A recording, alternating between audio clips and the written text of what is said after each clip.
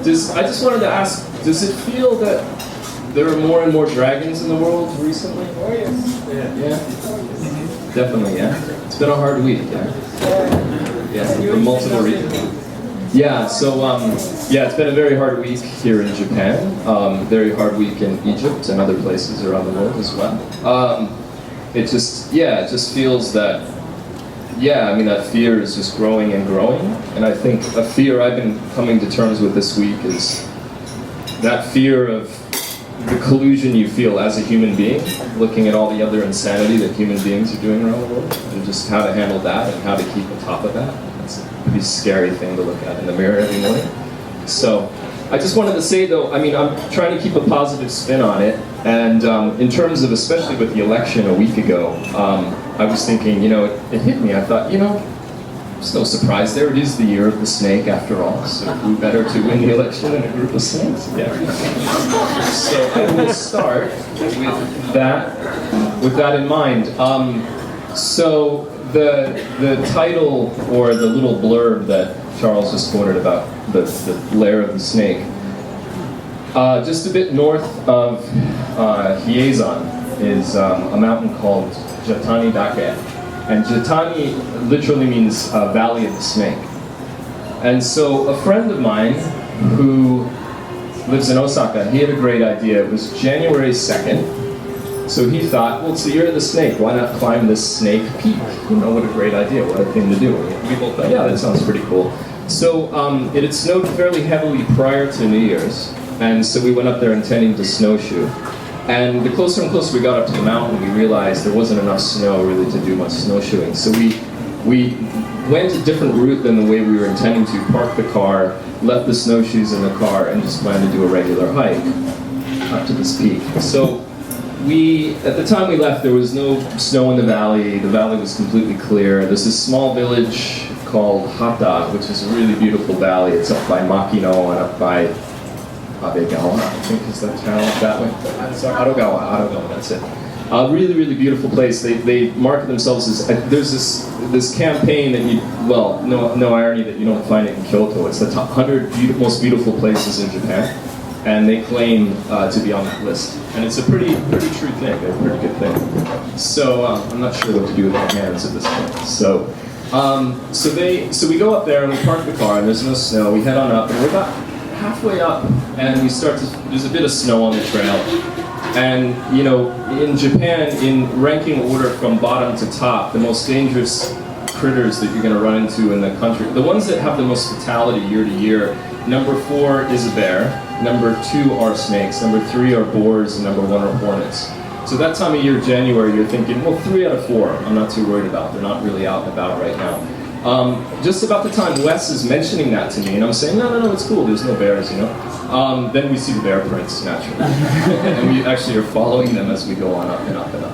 So we've changed our plans. We're going up a route that we didn't know. We didn't have any maps for the route, because we could see the peak, and we thought it's a quick up and back. We saw a small map down by where we parked the car next to a little bus shelter. So we thought, yeah, we'll go up, we'll come along the ridge and drop down, and do this triangle back to the car.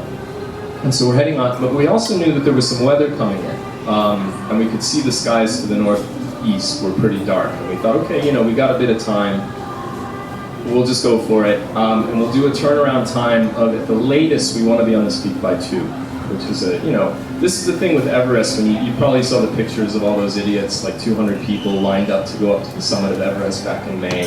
It's a famous picture that you can see online now. There's no way you can do these turnaround times when you've got that many people on a peak. They're heading up to a peak.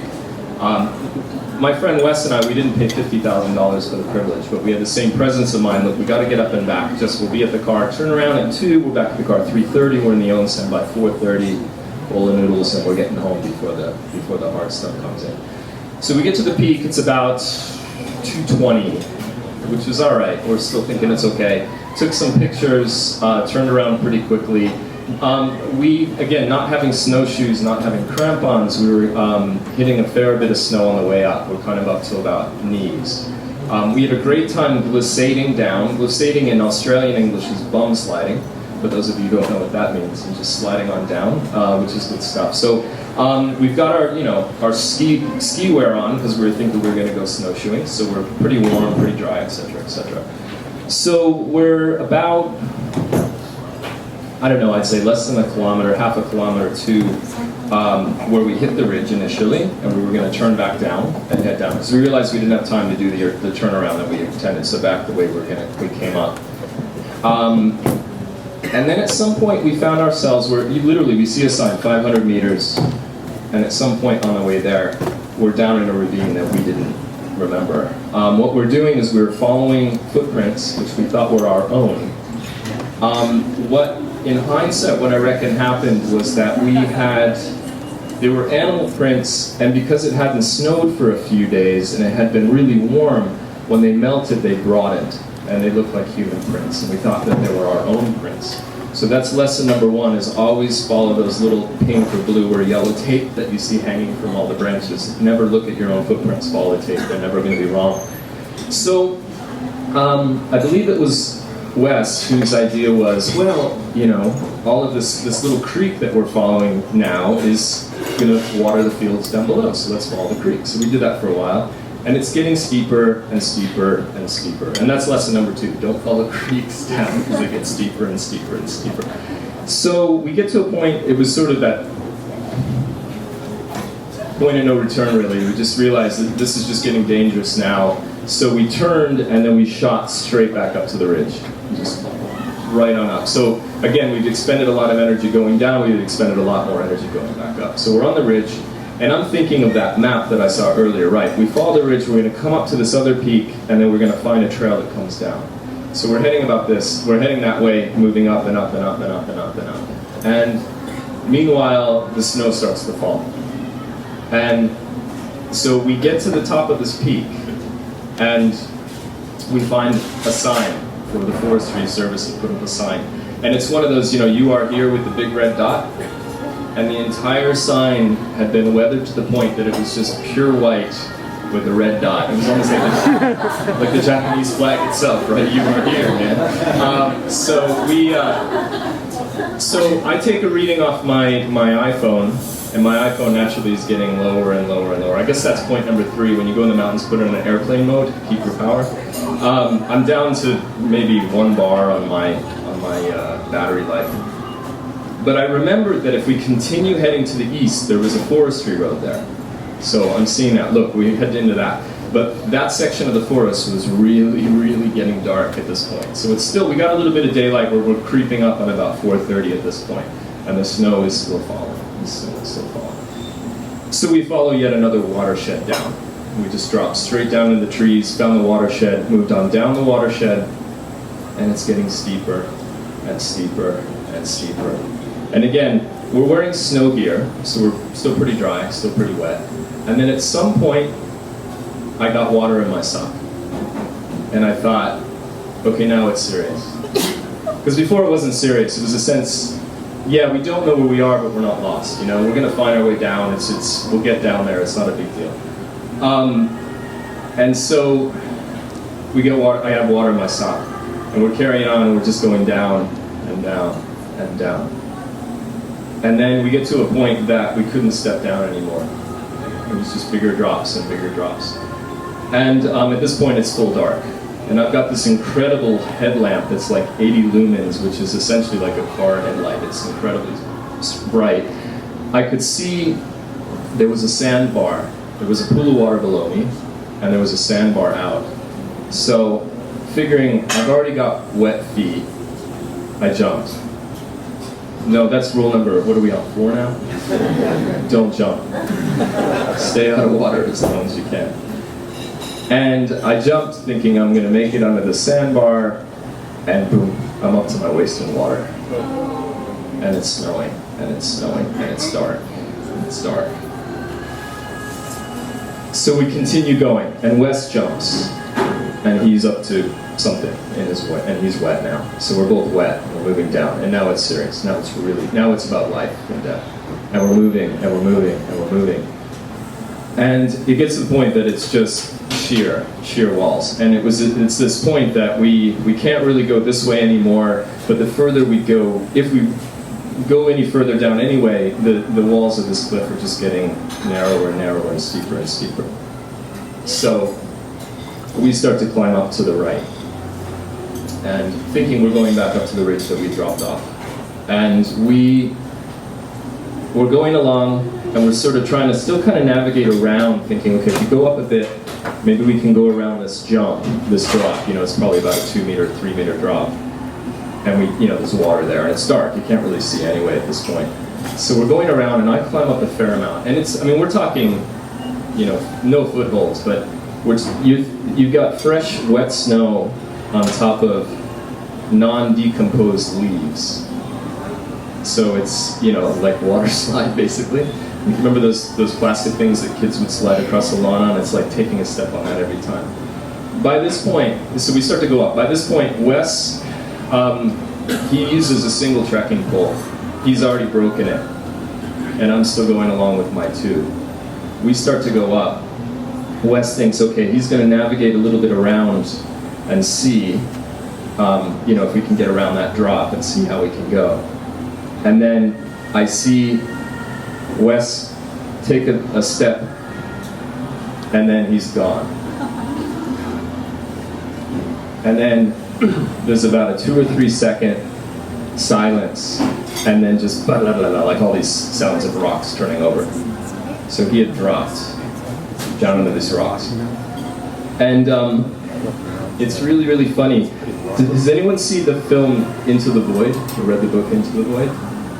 It's about 2 climbers in South America, and they get into some trouble. One falls, and the other one, is okay and everything. And it's funny because Wes and I both thought of the same film at the same time, but from the perspective of the 2 characters. He's of the shit, I think Dad's gonna leave me, and I'm of the perspective like shit, I think Wes is trying to kill us. Because in falling, it's just again, it's just changed it again and again and again. So we're having a dialogue. I have no idea how far below me he was, but he was down by the river somewhere. I couldn't see him from where I was. He shouts up to me, "Ted, I've lost my gloves." And I think, he is trying to kill us. Because it's literally, again, it's a matter of, if he's healthy, we can get out. If it's a matter of me getting him out, neither of us are getting out at this point. It's not going to happen. So slowly, laboriously, probably over the course of 30 to 45 minutes, he climbs up, and he gets up to where I am. Meanwhile, I've been sitting in the snow on this ridge, or on this sort of wall, 30 to 45 minutes, and I'm starting to get cold.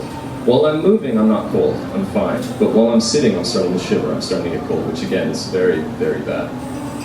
Wes, when he gets to me, he, obviously having lost his gloves, he takes his pack off and he starts fumbling through it and getting things he's needing. He's very smart. He's got those what are the Hatokaido things, and he's basically pulling his sleeves long, balling them up in his fist, and putting a hot kaido in there to keep warm. He's given me 2 because my mittens. I forgot one section before we had started to climb out of the ridge.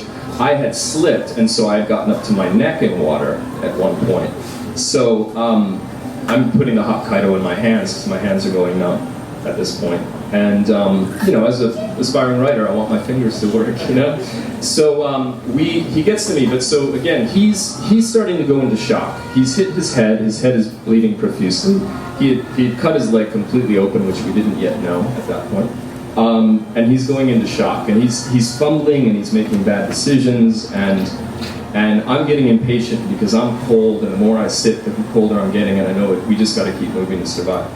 So finally he gets his act together, about another 15 minutes or so, and then we start to go again, and we're going up this ridge, and we're going, and we're going, and we're going. And it's a sense of, again, with the wet, slippery snow, I've got these trekking poles that have those leashes that you can keep on your wrists, and I'm just letting them dangle, and I'm literally just taking a step or 2 and reaching for every branch, and just, and then basically putting a foot at the base of a tree, and stopping, and then doing that again.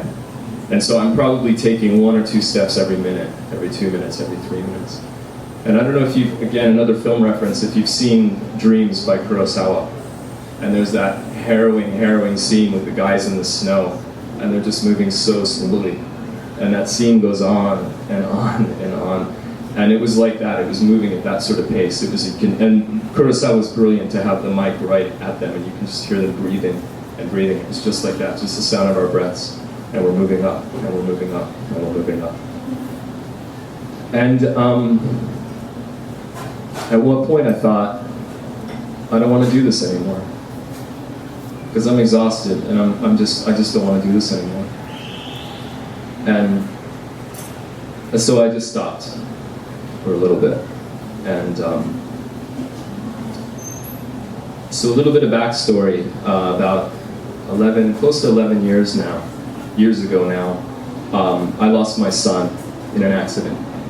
Just shy of his 4th birthday, my son died in an accident. And I would say for about a year or a year and a half, I didn't care whether I lived or died. And it wasn't that I was suicidal and I wanted to take my life, but I just didn't care. You know, I'm quite afraid of flying. You know, trips I took during that period, I just didn't care. If the plane crashed, I just didn't care. I just didn't care. I just thought to live is suffering. I'm in incredible suffering right now. But just if I die, maybe I can be with him again, and that sort of frame of mind, you know. But never to the point that I wanted to take my own life. So those thoughts come back. I just think, okay, I'll be with him soon. And then another voice came, a little reminder that I had a year and a half old daughter in the house. And then the voice that came, it just said, Ted, Ken is gone, but Sora needs you. So I kept climbing. And so eventually we get to the top, and we top out on the ridge. And my K-tie is long gone, because again, I had the, you know, it's when it's in search mode on Google Maps, it kills your battery immediately. We get to the top, miracle of miracles, he's got an old flip phone. He's got a minor signal. So he calls a friend of mine and a friend of a lot of yours, Mike Barr, because Wes was supposed to stay at Mike Barr's that night. After we were going to hike, he was going to go skiing with Mike in the morning. So we call Mike, and then Mike's wife, I believe, or Mike called my wife, I think via Paul and via a few people. Somehow they got my wife's number and called my wife, and someone called the police. So we call Mike, and about 10 minutes later we get a call from the Shiga cops. And they're saying, because we were up in Shiga, and they basically were just saying, yeah, you know, hold tight. We had found a surveyor's mark. So we're at surveyor's mark 75. So we're telling them we're at survey mark 75, because we're thinking somewhere in a database somewhere, someone has this information. Keep in mind, it's January 2nd, middle of Oshogatsu, right? So, you know, what's going to happen with that? So the cops are just like, yeah, hold tight, we'll come get you. So we sit and we start to try to make the fire. And we were pulling pages out of Wes's book and trying to burn them. And I have these stormproof matches that are fantastic. I can't recommend them highly enough. One thing they don't tell you with stormproof matches is you have to be careful because sometimes the striker gets wet. So there you go. So we were basically trying to get this flame going. We couldn't get it going. So then we're thinking maybe snow shelter. No, we're already wet. We're done for. We're not going to be able to survive the night. So this is going on for about 15, 20 minutes. And finally the cops call us back. And they say, we can't get you tonight. The storm is too bad. We'll get you in the morning. Before that happened, we had an interesting point. We're looking and we see these lights on an adjacent ridge. And Wes thought it was a house, and I thought it was headlights. So it was bizarre. We're hallucinating about the same thing, but we had a different interpretation on what that was. It turned out to be lights in the village below, which I wish we had known at that point. Anyway, we figure, you know, the cops calling us back and telling us they can't get us to the morning. Hang on tight, ganbatte. We're like, there's no way we can make it. We can't get a fire going. We can't survive to the morning. So in a way, not getting the fire going, I think saved our lives, because if we had gotten the fire going, inevitably we would have fallen asleep and probably frozen to death when the fire went out. So it was a good thing that didn't happen.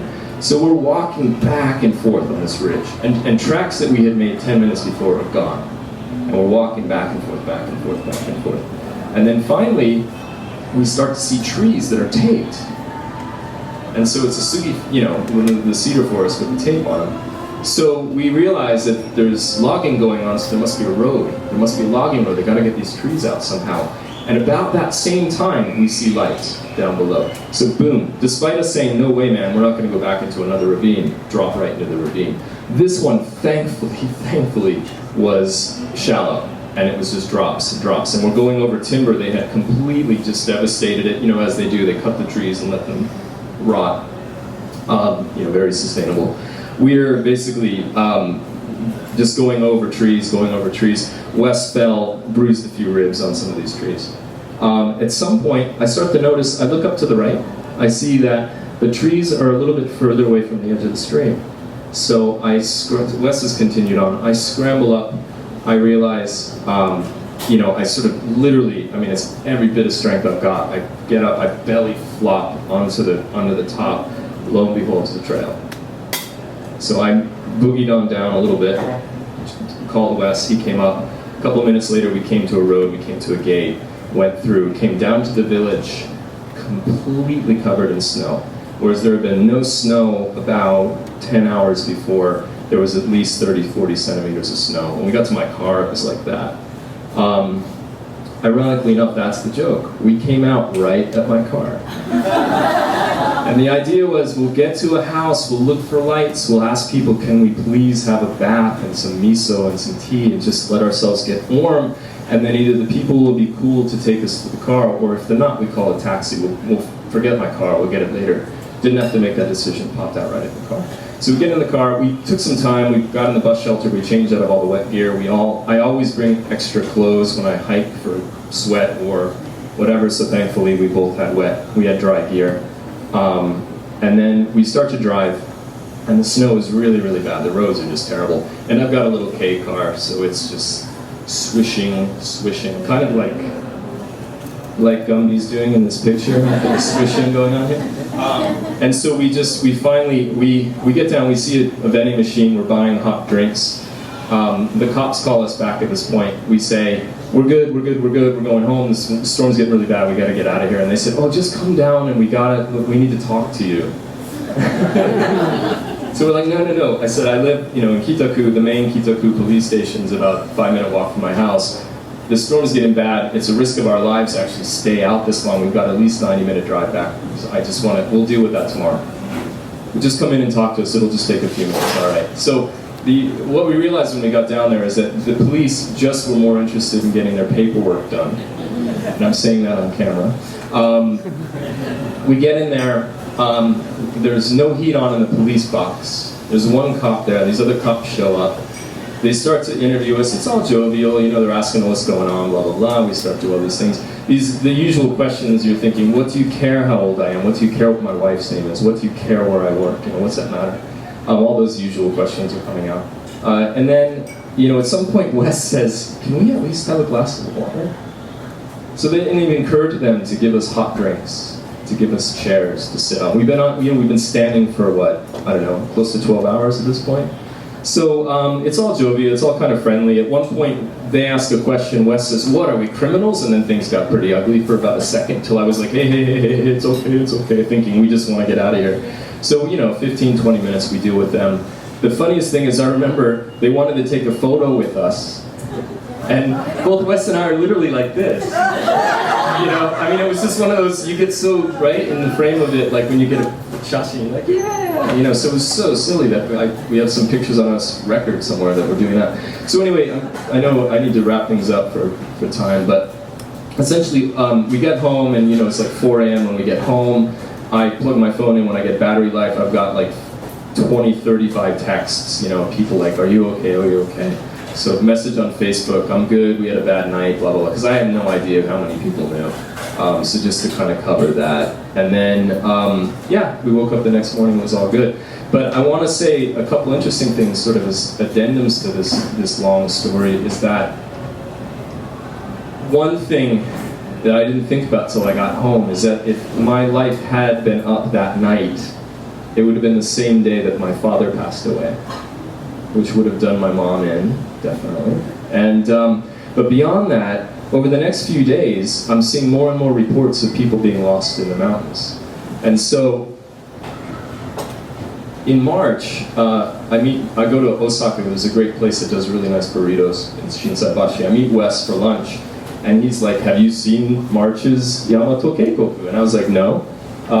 And so he shows me page 21, and there's a list of 28 incidents that had happened, and here we are. Our names, thankfully, aren't in. Our names did make the Shiga paper, but our names were not actually in this article, thankfully. Our information and our ages are here. What's interesting is, and it didn't dawn on me until later, I'm sorry, but in a 10-day period, there were 28 incidents of people who either were lost or lost their lives in the mountains during that same period. So it was a pretty bad thing, obviously, for a lot of people. And what is even more surreal is it took me a good week or two to really convince myself that everything that happened since I stopped and heard that voice tell me to carry on for my daughter, that I hadn't hallucinated at all. Because in the back of my mind in all those subsequent days is, am I making all this stuff up? Is this just in my mind? Am I still up on this mountain, freezing to death, slowly creating this entire scenario? And it reminded me of, there's a great short story by Ambrose Bierce that they made a film into, which is called The Occurrence at Owl Creek Bridge. And it's essentially that whole idea where a guy, he's being hung and the rope breaks and he escapes. And it's it's a spoiler, but he imagines this full scenario of him getting away. And, at the end, obviously, he doesn't get away. So, as we're seeing, and I'm sure we'll see in the next subsequent stories, that dragons can come in many forms. And sometimes, the greatest dragon that we're most concerned with is death, obviously. And sometimes death, it's like a crocodile. It just snatches you out of the water and pulls you in. And sometimes it leans in and it breathes its hot breath on your face for weeks and months and years. And sometimes death will just come in and look you in the eyes, and you just look back, and then you just turn and walk away. Thank you.